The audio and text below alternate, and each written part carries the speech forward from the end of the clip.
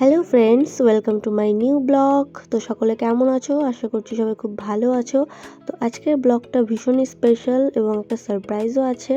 তো সেটা জানার জন্য অবশ্যই ব্লগের এন্ড পর্যন্ত থাকতে হবে।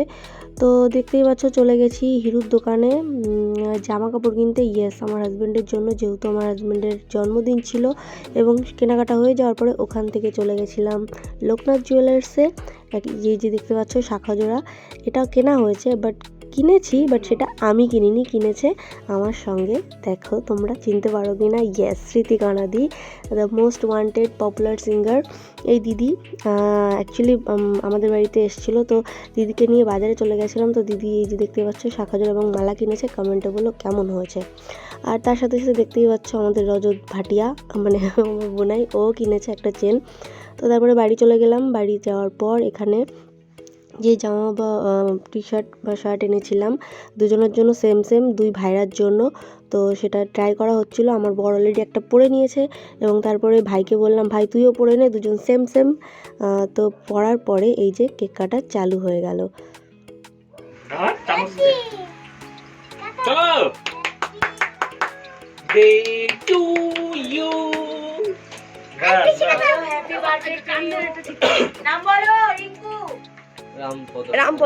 রামপদ মন্ডল, রামপ্রসাদ।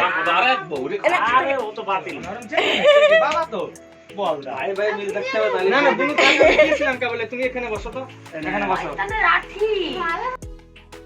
তারপর চলে এলাম আমরা খাওয়া দাওয়ার পর্বে। কেক কাটার পর্ব শেষ, এখন খাওয়া দাওয়ার পর্ব। তো আমার বাবা হাঁসের মাংস খুব ভালো রান্না করে, সেটা খাওয়ার পরে দিদির সঙ্গে কথা বললাম। বলো আমার মায়ের হাতে রান্না কেমন খেলে? দারুণ, অসাধারণ, মানে জাস্ট অসাম, জাস্ট ফাটাফাটি। মানে হাঁসের মাংস থেকে শুরু করে হাঁসের মাংস, রসগোল্লা, আর কচু শাক হচ্ছে পান্তুয়া,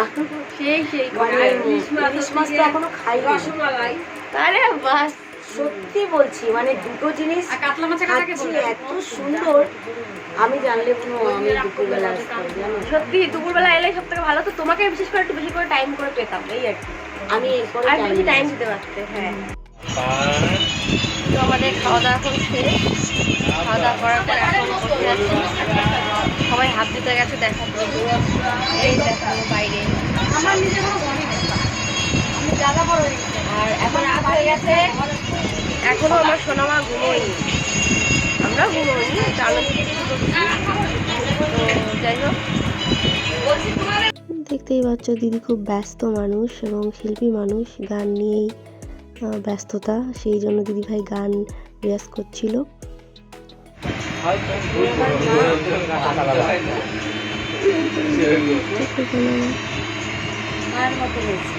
বাবা একটু হাসো, উড়ে বাবা, উলে বাবা, উলে বাবা।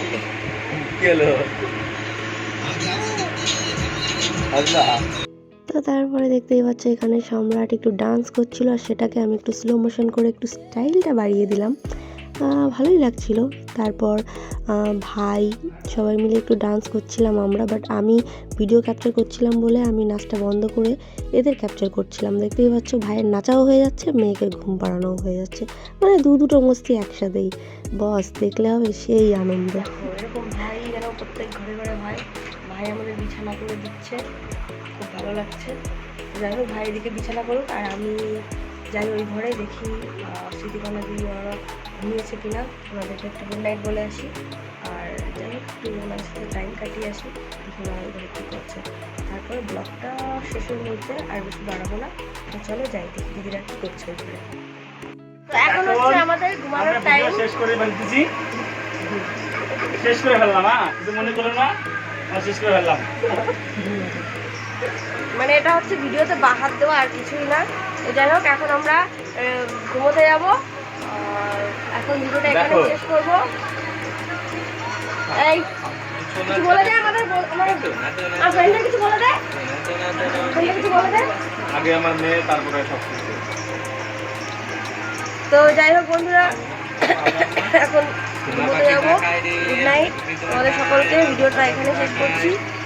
ও দিদি ভাই, গুড নাইট বলে দাও। গুড নাইট, সবাই ভালো থেকো। বলো, দিদি সবসময় গান নিয়ে ব্যস্ত থাকে, গান শোনা মানে বোঝোই শিল্পী মানুষ, শিল্পী জগতের মানুষ গান নিয়ে বেশি ব্যস্ত থাকে। আজকের মতন এখানেই সমাপ্ত, দেখা হবে নেক্সট টাইম নেক্সট ভিডিওতে। ততক্ষণ সবাই ভালো থেকো, সুস্থ থেকো, আর অবশ্যই আমার চ্যানেলটিকে আমি রিঙ্কু এপিসোডটি দেখার জন্য এতে গন্ধপুষ্পেই নমঃ। তো bye, tata and take care, good night, love you.